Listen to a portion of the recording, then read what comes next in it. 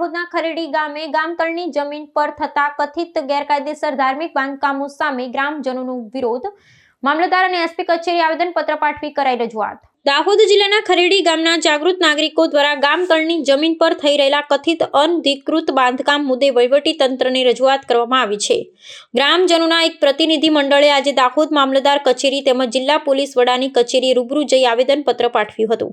આ આવેદનપત્રમાં ખરેડી ગામના ગામતળ ફળિયા વિસ્તારમાં નિયમોને નેવે મૂકી થઈ રહેલા નવા બાંધકામ સામે વિરોધ નોંધાવી તાત્કાલિક તપાસની માંગ કરવામાં આવી છે. આવેદનપત્રમાં ઉલ્લેખિત વિગતો અનુસાર ગામતળ વિસ્તારમાં હાલ એક નવીન ચર્ચનું નિર્માણ કાર્ય ચાલી રહ્યું છે. સ્થાનિક રહીશોના આક્ષેપ છે કે આ બાંધકામ માટે સક્ષમ સત્તાધિકારી પાસેથી કોઈપણ પ્રકારની પૂર્વ મંજૂરી મેળવવામાં આવી નથી. ગ્રામજનોએ આ બાબતે સરકારના ધ્યાનમાં લાવીને રજૂઆત કરી હતી કે સાર્વજનિક ઉપયોગ માટેની કે રહેણાંક હેતુ માટેની જમીન પર અન્ય હેતુસર થઈ રહેલું આ બાંધકામ કાયદેસર છે કે કેમ તેની ખરાઈ થવા જોઈએ. આ સમગ્ર પ્રકરણમાં કાયદો અને વ્યવસ્થાની સ્થિતિ જળવાઈ રહે ને તે હેતુથી ગ્રામજનોએ જિલ્લા પોલીસ અધિક્ષકને પણ લેખિતમાં જાણ કરી છે.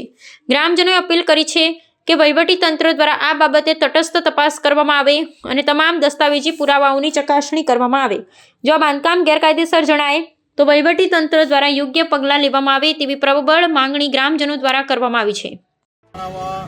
સ્કૂલ બનાવવા આપેલી હતી ને, હવે દેવળ બનાવવા એટલે દેવળ નહીં બનવું જોઈએ, સ્કૂલ બને સારું. જે ડોહાએ ભણતર માટે આલેલી એક નિહાળમાં હમણાં ધર્મનું ઉત્પાદન કરે છે, 2 માળનું એ નથી થવા દેવાનું. એ માંગ છે અમારી. તમે અહીં શું રજૂઆત કરી સાહેબ? સાહેબને આ રીતે રજૂઆત કરી છે. શું નામ તમારું? મારું કપૂરભાઈ ભગવાનભાઈ કલારા.